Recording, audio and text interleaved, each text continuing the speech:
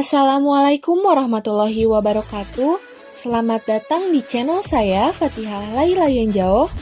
Teman-teman semua pasti tahu bahwa stok oksigen di Indonesia semakin langka untuk ditemui. Bahkan, Menteri Kesehatan Bapak Budi Gunadi Sadikin mengatakan kebutuhan oksigen untuk penanganan COVID-19 sebelumnya sekitar 400 ton per hari. Namun, setelah terjadi lonjakan kasus saat ini, kebutuhan oksigen semakin meningkat bergerak ke 800 ton per hari, bahkan mencapai 1000 ton per hari. Sebelumnya kita mengetahui bahwa oksigen merupakan unsur paling melimpah ketiga di alam semesta berdasarkan masanya. Yang pertama, helium, yang kedua, hidrogen, dan yang ketiga adalah oksigen. Bahkan, oksigen juga menjadi unsur paling melimpah di kerak bumi. Oksigen secara terpisah ditemukan oleh Carl Wilhelm Scheele di Uppsala pada tahun 1773 dan Joseph Priestley di Wiltshire pada tahun 1774. Temuan Priestley lebih terkenal karena publikasinya merupakan yang pertama kali dicetak. Menurut masanya, oksigen merupakan unsur kimia paling melimpah di biosfer, udara, laut, dan tanah bumi. Namun, oksigen hanya melimpah di bumi saja dan sangat jarang ditemui di planet lain. Matahari hanya mengandung 0,9% oksigen, Mars hanya memiliki 0,1% oksigen, dan Venus bahkan memiliki kadar konsentrat yang lebih rendah. Hal ini disebabkan oksigen yang berada di planet-planet selain bumi hanya dihasilkan dari radiasi ultraviolet yang menimpa molekul-molekul beratom oksigen, misalnya karbon dioksida. Inilah alasan mengapa membawa oksigen dalam perjalanan keluar angkasa merupakan suatu kemestian. Wow, sangat keren bukan?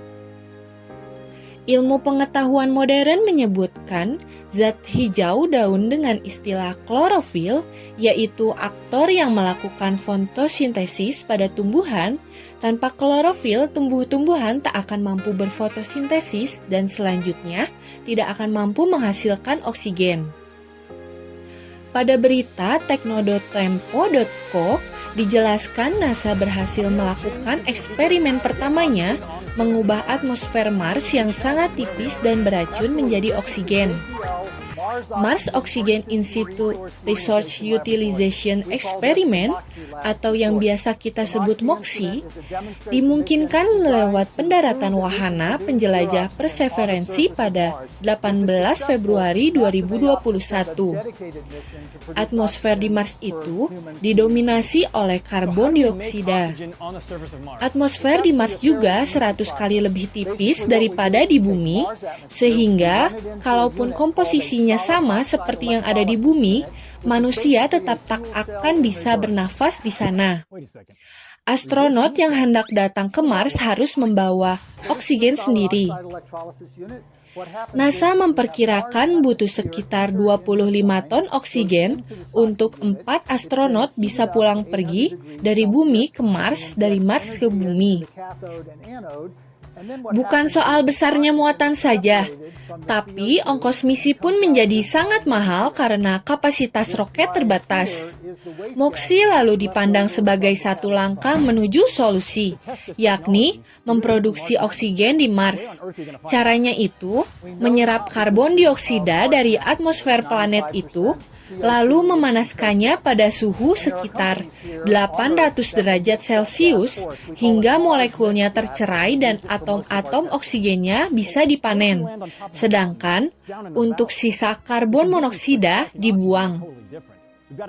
Eksperimen ini akhirnya mendapat kesempatan untuk dilakukan pertama kali pada 20 April 2021. Moxie memproduksi 5 gram oksigen yang bisa untuk bernapas seorang astronot selama sekitar 10 menit.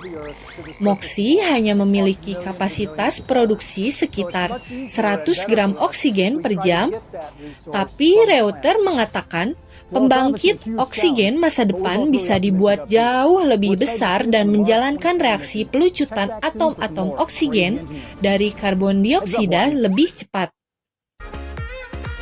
Oleh karena itu, keberadaan oksigen sangat penting berdasarkan manfaatnya bagi makhluk hidup. Apa saja sih manfaat oksigen? Berikut ini saya akan menyebutkan beberapa manfaat oksigen yang jarang kita sadari. Yang pertama, oksigen sangat diperlukan oleh makhluk hidup untuk bernafas. Yang kedua, sistem peredaran darah di dalam tubuh manusia dipengaruhi oleh adanya oksigen. Kebutuhan tubuh akan oksigen yakni sekitar 90%. Yang ketiga, proses keluar masuknya oksigen pada tubuh dapat mempengaruhi fungsi kerja otak. Yang keempat, jika oksigen di dalam tubuh kita memiliki kadar yang tinggi, maka dapat membuat sel-sel penyakit seperti kanker tidak dapat tumbuh. Dan yang kelima, menghirup oksigen dengan mengambil nafas panjang dapat membantu terbukanya paru-paru sehingga otak kita akan terasa lebih rileks dan tenang. Oh iya, dari total sekitar 11.000 liter udara per hari yang kita hirup, sekitar 20%-nya merupakan oksigen loh. Artinya, per hari seorang manusia menghirup sekitar 2.200 liter oksigen. Angka ini jika dihitung berdasarkan harga oksigen yang beredar di pasaran, yakni 25.000 per liter, maka jika dinominalkan dalam bentuk rupiah, nilai oksigen yang kita hirup per harinya adalah Rp5.500.000. Untuk itulah kita harus bersyukur atas nikmat yang sudah Allah Subhanahu wa Ta'ala berikan. Sekian dari saya, mohon maaf apabila ada kesalahan. Semoga video ini bermanfaat bagi kita semua. Terima kasih. Wassalamualaikum warahmatullahi wabarakatuh.